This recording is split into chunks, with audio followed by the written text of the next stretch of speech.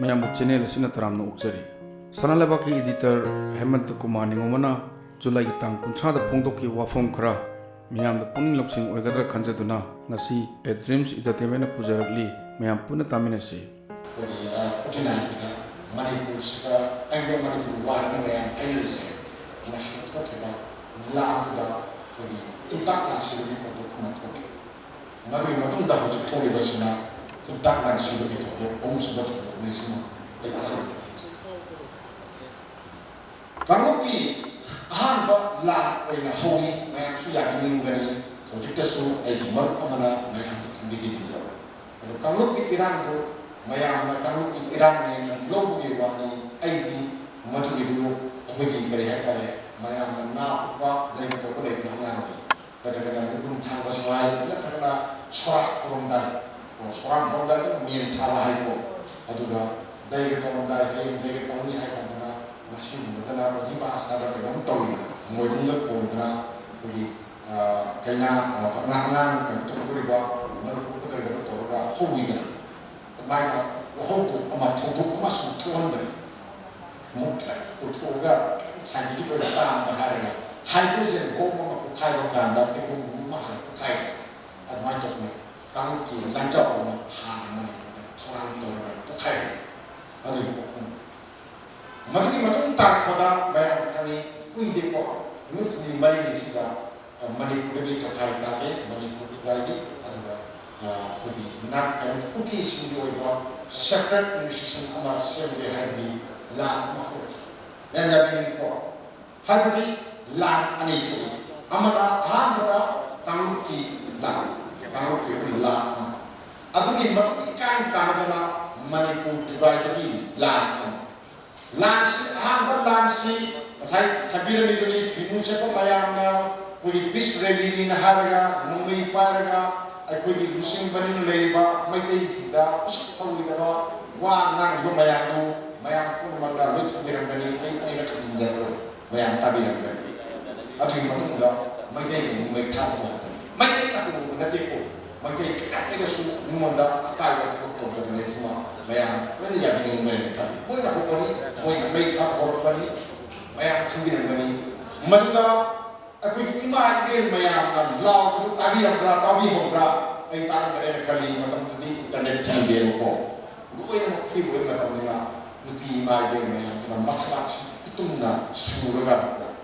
ꯑꯩꯈꯣꯏ ꯀꯟꯕꯤꯌꯨ ꯌꯨꯝ ꯃꯩ ꯊꯥꯔꯦ ꯑꯩꯈꯣই ꯍꯥꯠꯀꯗꯣꯔꯦ ꯃꯩꯇꯩ ꯀꯟꯕꯤꯌꯨꯅ ꯂꯥꯎꯕꯗꯨ ꯃꯌꯥꯝ ꯇꯥꯕꯤꯍꯧꯕ꯭ꯔꯥ ꯃꯌꯥꯝ ꯇꯥꯍꯧꯋꯤꯀꯣ ꯑꯩꯈꯣꯏ ꯃꯌꯥꯝ ꯆꯦꯜꯂꯤꯀꯣ ꯑꯗꯣ ꯍꯧꯖꯤꯛꯁꯤ ꯆꯥꯎꯔꯥꯛꯅ ꯊꯥ 3 ꯁꯨꯔꯦ ꯀꯥꯡꯂꯨꯞꯀꯤ ꯏꯔꯥꯡ ꯑꯣꯏꯔꯗꯤ ꯊꯥ 3 ꯑꯁꯤ ꯆꯠꯇꯦꯕꯀꯣ ꯏꯟꯗꯤꯌꯥꯗꯗꯤ ꯂꯣꯏꯅ ꯊꯣꯛꯈꯤꯕ ꯊꯧꯗꯣꯛ ꯃꯌꯥꯝꯁꯦ ꯊꯣꯛꯇꯕ ꯌꯥꯎꯗꯦ ꯊꯣꯛꯑꯦꯕꯀꯣ ꯑꯗꯨꯝ ꯂꯣꯏꯁꯤꯜꯂꯦꯕ ꯃꯇꯝ ꯆꯥꯅ ꯑꯩꯈꯣꯏꯒꯤ ꯂꯣꯏꯕꯁꯤ ꯀꯔꯤꯒꯤꯅꯣ ꯍꯥꯏ ꯇꯥꯔꯒꯗꯤ ꯑꯩꯒꯤ ꯂꯩꯕꯥꯛ ꯃꯨꯟꯅꯅꯕꯒꯤ ꯂꯥꯟ ꯑꯃ ꯇꯧꯔꯛꯄꯁꯦ ꯃꯁꯤꯗ ꯃꯩꯇꯩꯁꯨ ꯈꯥꯡꯕ ꯉꯝꯗꯦ ꯑꯗꯨꯅ ꯃꯩꯇꯩꯁꯨ ꯉꯁꯥꯏ ꯊꯝꯕꯤꯔꯝꯃꯤꯗꯨꯅꯤ ꯃꯊꯟꯇ ꯄꯣꯛꯄ ꯃꯆꯥ ꯑꯃ ꯊꯋꯥꯏ ꯀꯜꯂꯤ ꯃꯊꯟꯇ ꯊꯋꯥꯏ ꯀꯜꯂꯤ ꯃꯃꯥꯁꯤꯡꯅ ꯃꯆꯥꯁꯤꯡꯁꯦ ꯂꯥꯟ ꯆꯠꯂꯒ ꯊꯥꯏ ꯑꯗꯨꯒ ꯃꯄꯥꯁꯤꯡꯅ ꯃꯆꯥꯁꯤꯡꯗ ꯂꯥꯟ ꯆꯠꯄꯗꯣ ꯑꯗꯨꯒꯤ ꯐꯤꯐꯥꯎ ꯁꯦꯝꯕꯤꯕ ꯌꯥꯎꯏ ꯆꯦꯄꯥꯛꯀꯤ ꯑꯣꯏꯕ ꯁꯤꯅ ꯃꯩꯇꯩ ꯀꯜꯆꯔ ꯑꯩꯈꯣꯏꯅ ꯂꯥꯟꯗ ꯉꯥꯎꯖꯕꯁꯤ ꯁꯨꯃꯥꯏꯅ ꯇꯧꯋꯤ ꯑꯗꯣ ꯂꯥꯟꯁꯤꯗ ꯆꯥꯎꯔꯥꯛꯅ ꯍꯧꯖꯤꯛ ꯐꯥꯎꯕꯗ ꯍꯥꯏꯕ ꯌꯥꯗꯦ ꯆꯞ ꯆꯥꯅ ꯑꯗꯨꯝ ꯍꯥꯏꯖꯔꯦꯀꯣ 152 ꯁꯨꯔꯦ ꯃꯁꯤꯐꯥꯎ ꯁꯤ ꯀꯩꯅꯣꯒꯤ ꯑꯣꯐꯤꯁꯤꯌꯦꯜ ꯑꯣꯏꯅ ꯍꯥꯏꯕꯅꯤꯀꯣ ꯒꯃꯦꯟꯠꯀꯤ ꯔꯦꯀꯣꯔꯗꯅꯤꯀꯣ ꯃꯣꯏꯅ ꯍꯥꯏꯖꯔꯤꯁꯤ ꯑꯁꯤꯕ ꯍꯛꯆꯥꯡ ꯐꯪꯕ ꯃꯌꯥꯝꯅꯤꯀꯣ ꯑꯁꯤꯕ ꯍꯛꯆꯥꯡ ꯐꯪꯗꯕ ꯃꯌꯥꯝ ꯑꯃ ꯂꯩꯌꯦꯀꯣ ꯃꯩꯇꯩꯒꯤꯁꯨ ꯐꯪꯗꯦ ꯃꯥꯒꯤꯁꯨ ꯃꯌꯥꯝ ꯂꯩ ꯑꯗꯨꯒꯅꯦ ꯑꯁꯣꯝꯒꯤꯁꯨ ꯏꯆꯤꯜ ꯏꯅꯥꯎꯗꯤ ꯍꯥꯏꯅꯤꯡꯗꯦ ꯆꯤꯟꯗꯗꯤ ꯅꯍꯥꯟ ꯄꯜꯂꯛꯄꯅꯤꯅ ꯍꯦꯛꯇ ꯄꯛꯀꯦ ꯇꯧꯋꯤ ꯑꯁꯣꯝꯒꯤꯁꯨ ꯃꯣꯏꯒꯤꯁꯨ ꯌꯥꯝ ꯁꯤꯌꯦꯕꯀꯣ ꯑꯗꯨꯅ ꯆꯥꯎꯔꯥꯛꯅ ꯃꯤ 300ꯒꯤ ꯃꯌꯥꯝꯅ ꯁꯤꯔꯝꯒꯅꯤꯅ ꯑꯩꯈꯣꯏꯅ ꯂꯧꯏ 300 ꯃꯊꯛꯇ ꯁꯤꯅꯦꯅ ꯈꯜꯂꯤ ꯑꯗꯣ 152ꯗꯤ ꯍꯧꯖꯤꯛ ꯑꯁꯤꯕ ꯍꯛꯆꯥꯡ ꯑꯣꯏꯅ ꯊꯝꯃꯒ ꯂꯩ ꯊꯥ ꯑꯌꯥꯝꯕ ꯂꯣꯏ ꯈꯪꯉꯤ ꯁꯨꯃꯥꯏꯅ ꯇꯧꯔꯒ ꯂꯩ ꯑꯗꯨꯅ ꯌꯨꯝꯁꯤ ꯃꯩ ꯀꯌꯥꯝ ꯊꯥꯒꯦ ꯍꯥꯏꯕ ꯀꯥꯟꯗ 5,112 ꯃꯩ ꯊꯥꯈꯤ ꯃꯁꯤꯗ ꯀꯨꯀꯤꯒꯤꯁꯨ ꯌꯥꯎ ꯃꯩꯇꯩ ꯑꯩꯈꯣꯏꯒꯤꯁꯨ ꯌꯥꯎ ꯑꯩꯒꯤ ꯔꯦꯀꯣꯔꯠ ꯅꯠꯇꯦꯀꯣ ꯁꯤꯒꯤꯁꯦ ꯍꯟꯗꯛꯇ ꯀꯩꯅꯣꯒꯤ ꯀꯨꯀꯤꯒꯤ ꯀꯥꯡꯕꯨ ꯑꯃꯅ ꯁꯨꯄ꯭ꯔꯤꯝ ꯀꯣꯔꯠꯇ ꯆꯦ ꯑꯃ ꯊꯥꯏ ꯀꯩꯅꯣ ꯑꯩꯈꯣꯏꯒꯤ PIA ꯑꯃ ꯇꯧꯏ ꯀꯩꯅꯣ ꯍꯥꯏꯕ ꯀꯥꯟꯗ ꯃꯣꯏꯒꯤ ꯀꯨꯀꯤꯒꯤ ꯑꯦꯔꯤꯌꯥꯁꯦ Indian ꯑꯥꯔꯃꯤꯅ ꯉꯥꯛꯍꯟꯕꯤꯌꯨꯅ ꯊꯥꯕꯁꯤꯗ Manipur government na si ire pibasi lamay ang pari pibasi da yawe mo kani yawe kanda ngasagi ni shiri masin kan matan oma ngasagi July mari mo he ko de July mari mo yawe yung may thaki bagi yawe sidapta aduga relief camp se mo na harada sohuga yakhe mari hani mi chawarna lising yakhe mari se relief camp se sida sanjatam lawga lady in ha the last Maitri na hangge tawi hanati Maitri si ite sang macam ni ko project Maitri ya se ngak mayam ji lengen na thangna mi da Indian policy oina moin like matha ja la thamba de di Maitri ngak so ji kat na pangan pudok pangam de mingo de ite sang mom de ko isau khan naksha na ta is my tong de adu song di free ni ko ba khami ko maya ko hali ko mase ai first na piula ko sa to kan di ko ako asam ra ko se kuki gidi mama ko pa ni ni khai ko ato to ko maya sa na na na ngasi ju ka ko ka pada ko ni ka pada pa ko ni hai ta ko kuki masa mana nda pa ko so ko na la ka ni ko ta la ka ni la se so pe te nung ti ni mo na ho ko ako yi su na kan ni làm sự kiện cắt thôi, à thôi, họ chỉ sẽ mấy cái cũng sẽ mấy anh cũng phải có cái gì mà thằng ta hay cái đấy, à thôi, constitution là hai cái, anh là hai cái gì, à thôi cả, constitution là hai cái mà thằng ta, thằng ta xin, sai cái mũi này cái cán của mình là mũi này xin, à thôi thay hay cái đó, supreme court thay hay cái đó, tại vì mũi cái làm sẽ nhận anh đi năng hàng điều là thay làm sự đó, cái đó, cái đó là hai, supreme court là hai. Masai Manipur ki loy kadar ngak ki thukam se sai elected body hai badi Manipur lenga man ka kadar bani man hatta sa manuda supreme court da kutte loy hai ko supreme court ko tinja loy hai adi yang biro maitai maya asire yom maya mai thare hoji maya man lam jere ke leiri ko chile ke leiri ko leiri de mai ta jan manam de lo de ko madani matam tu hek ko de ngasi ko da mai kai si kana na kan asana kan mengamra asana kan mengamra ba ka biure asana kan mengamra ngamde so mi ko malinda Indian army se ma ko ai kan ba ko mari su chi ba da yaw ni manga su ba da ba ke da sa ka ko down to da India si mari su da la ke se pa kan ni ma be report ni ya kan ba ba ma ne ko Indian army na kan mengamra itu yang apa ngamde ko ngamde mane ko ko ngamde kama ko so ngamde ngam ko siga do ko selam do ko ta ko selam do ko chere ka yi ngam to do ima ben maya na law ba aku kan diu do asam na kan gide army na kan gide kama ko na kan gide honorable chief minister mate yang kan di hai ko maya be hai ko malah dari sini kami sini bani sini ketang gasa kaya nama bani kaya aiko sini tam kaya dalam sini biuku aini hajar ko mari matako ye khau da ko nai le ko ji lum bini beto de kaya ngam ye na adu ai maminga pandaro ko adu mai kan bami amala mai ko ko kan bamde natra Satan di pung oina kana kumba karana hai ga sili ai ko na lam sili ai ki lai pak mi na mulli maduda India na yai aduga Manipur lenga na ya ga lai si maya bu ya ni mene ka dai ko ye biro Manipur da thoi ba wa thok se kayam sathina ona taina na loge si ye biu ko ngasadi European Parliament hai United Parliament sida Parliament sida putu kan nei ni moi di le Parliament tu putu se nei ni ko moi di external affairs ya pa ko ina nawi India ko de ke ata de nei na kan sida ko kamai to ko de sai de to to na ama moi adan nei na na ama am ja ko ni ko ako gi khoi ba wa ta ri ko gi wa di ta di ko muida siron to bakang na siron to do siron di wa ta ga muida khoi Prime Minister Narendra Modi da si kamai wa do di hai masagi masing yamba Hindu singa masing yamba yamjadaba Kristen singse 40% kan hai church mayam mai thale se tingu hai yang penting muani ko mayam se ai haje masing yamba se Kristen yamba manda Hindu yamba manda ha Kristen ni ko ai haje ko Hindu lain se pahal sedaya mai tei saliba ipai mayam le ko si hapchun biro ado Sri Krishna ni ba Ram ni ba mayam se mayam se pulla kandana 41% kitane ba ko Hindu sa isin ya ko aduga mai tei Krishna se mayam le mai tei ki asek bandai ni saliba sarana hi jan mai hai ka hu se sidagi mai tei Krishna ma sin ke ko ni ko mayam ana mai tei lain saliba mayam tu susun dia orang berina Kristen lain macam tu su, we Kristen mayam rata hatu kanda, mui 49% lagi, missing semua ni. Aduh mereka di mesin yang masih kena ni yang Kristen yang ra, aduh European Union tu tu aduh kan mesin yang apa Hindu na ada mui sih kayak mui, mesin yang kita dokang ni, mui tahu sih kok, main tahu. Aku ini berbuat apa huru, mui tahu mana tu. Mungkin mai thaba na tro maniko search mai thai ko yang bingiro MBC mari quite job search ko mai thaba ka manak tale ko ki search ko mai thai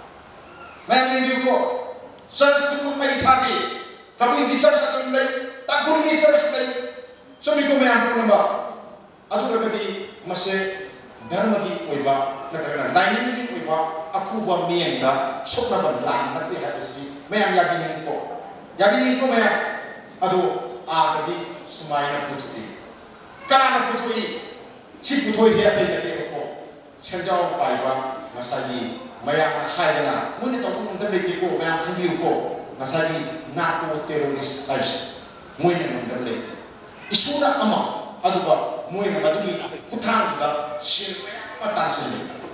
Jadi nahani nupi bayar saja nahar nupi dah ngarang governor dah lupa lakra terapi dah nupi do atu ni lakra do mui nupi dah panggil panggil lak ni panggil ate panggil ke sudah dan ai ko kan sang sang subject to correction maju punya to ko mana ko mui lo dan se la magi ka mui di kaman pul lei ko sama kita makka mui na maya ka protection lawan mana ko aduh kopi pakai thang se mui na mastermind ni mayang topani mayang roto bone ko lebar ko sina ne ko aduh ki la ne ko to masina ko ki la ja ko ki pura mane ni mayang ai kan ne ni na ko terrorism na la aduh ne ko sina la kan da hoji ka kamai to la ji sa ai ni ko la ji la kan si ani ni ha ko ma ai ko na thom ani ni matang sa kita na la sih marsih kaya anak lagi tiga kuni mayam sih lansi yang lawan lansi tor ni mayam itu kira mereka kok saya kasih ini sih ini jum mereka ini jum dan lagi kita mesti ini presida saya sudah lagi sih pun sih sudah orang where kau kita tahu nyak sana kita bermain ini sih kok saya kami mengakun mayam kira mereka kok dan sekarang lewat lagi lekat ini sesuai kita tuh mulai sih atau nak kami tahu berasa rasul sorani gini saya jadi, kau di bangun ini ada kami kursi. Semakin kalau kau isah itu sudah diberi, ada kau kursi lagi buat kau di,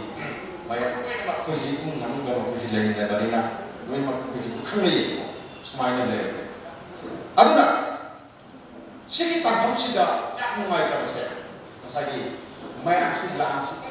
torkan dah, aku di kari hata, aku di nupi anika, nupi aniki pi tuang dah. Masalah video footage yang terjadi, banyak ni. Tasik begini masih ni, banyak orang video saya, aku dah leh, pada mui dah pun dari rumah, tahu rumah dah kita leh. Kau masih penuh lagi, kalau tu itu buat pun kena betul ke? Aduh, banyak. Nuit mudraga, tarik sebelum itu ni banyak beres. Banyak berkas jadi. Namun bayang nak hai sih kan hai dia kok. Prime Minister nak pergi wah tadi hai pergi. Nak wah tadi hai na bayang. Prime Minister nak wah hai bukan ini mo ada nasasu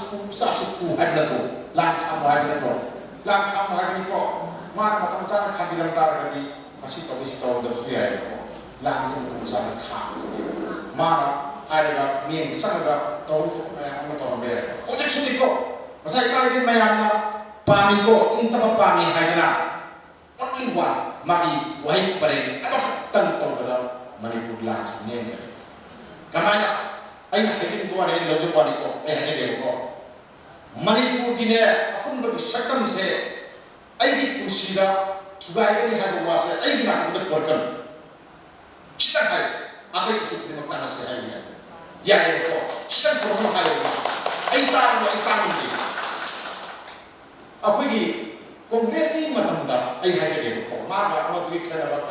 kana mo gi ay su chang ko ko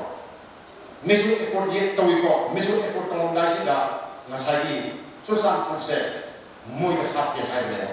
kita ni jalan happy hay aduh kena kongres kan tu ya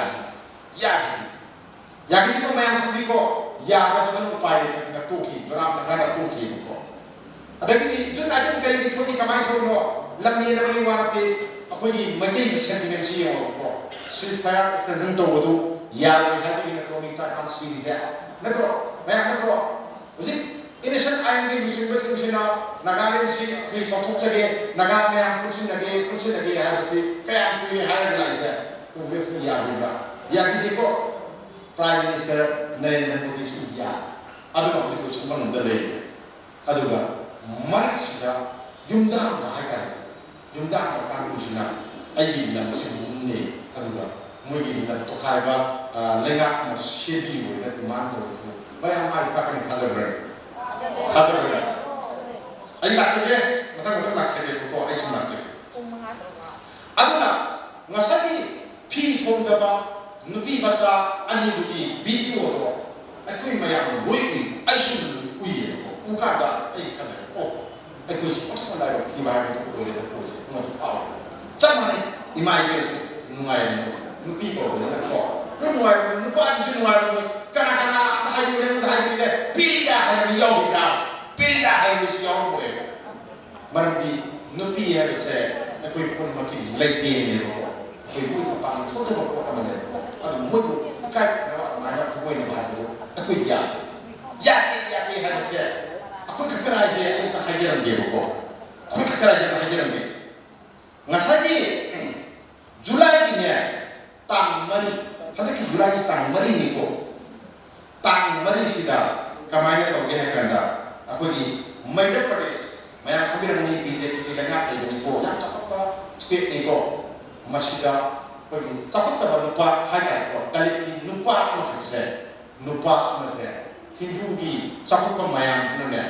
kecil maya ni ne mapis lokho ga mango da men hajale mai madare ko maya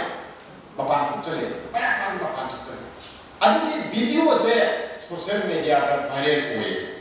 honorable prime minister kari mami tari mapita ki jage ma lupa kan ni mai ni mo mai ada ya to adu ke do ke si dia yang tin thari bro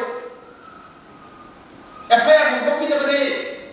maya khabir bani ko guna ka teknologi wale ko adu kamai tawi maduna ikai besarna mari sui ko maya ko do ngak ngam de hai kine sigi ngasagi Madhya Pradesh ke Chief Minister Shivraj Singh Chauhan jinane uziki nupa dalit nupa kaure ni magi mayunda kaure adu kata ga chari compact to makong ga sara happy gana ko taure ko adu live thari do drama se sai do drama ga chari ko muje na ko si drama to igra amar phamthalo kare sali me kharo ya ro hai gana drama to ko ya Jamani ada semua bang tu drama se nak tu drama se aku hampir ni pun nak tahu lah ham se saja ke ham ko tu pukai jangan aku lagi nubi gila happy gila tahu lega aku pusal lega cara apa sih mak kami nak sai cakap ni cium juga mariga opposition semua hai di kena ini hai muito gila ya ayah kamu hari ni Julai tangkam apa ngerang hangiwan itu Kolkata City maya ila aku ini kita sudah bahaya kare ko sakut pergi Adivasi nupi anise mapi dokter nupi me an nupi ko ke me da ko sa ji ko ne he tu ina tak tai tu da da mapi maron se dokter ko maduda nupa me an ko shi daga yi nupa me an ko shi daga yi aduna kan ma kan yi me ya aduna ka ma ta ko ba dari ti nupi ne ra masaki ishe mesti aku ju masuk ini sama ni ko natra sama na bari na ising kita soksa ge na ising je ko ha ti ising so nang na ko me am sana ni ba ising ko nang na so pa ya ba na api baru do to ga ko ina ni ni ti tu cheng ni ne le kai ma adu ko india ni adu da kai hai ni adu ga ko sai ga to na kai to si ko atu pa ma ha ge sina sai ni ko atu pa ha ge United States, mana nak cakap ikut, ayam, tak stop war ni, ini aku balik, tapi ini membalik ikut, masih. Aduna, mana fikir benda tu dah, war nak tu dah, chemical weapon sini, bom tali, chemical weapon ni bom tali, bom sini, besar na, ni pisi, kamu, apa yang baru saya, nak tu ni nak cek, put sini cakap ni kamu tak nak cek, mana di video footage macam tu, war major ni. Video ni, foto ni, orang tak ada lagi macam video ada tu untuk macam. Si, hadak tak mungkin. Rusia kan Ukraine dengan langsung ni macam tu kau. Sokak bersihlah Ukraine di nubi sniper tadi, lami ama Russian army ni fire. Mapi loktori Kongo ini, aduga ma loktori last ma hat. Macam tu kau, si loy social media ka le lo ko na kare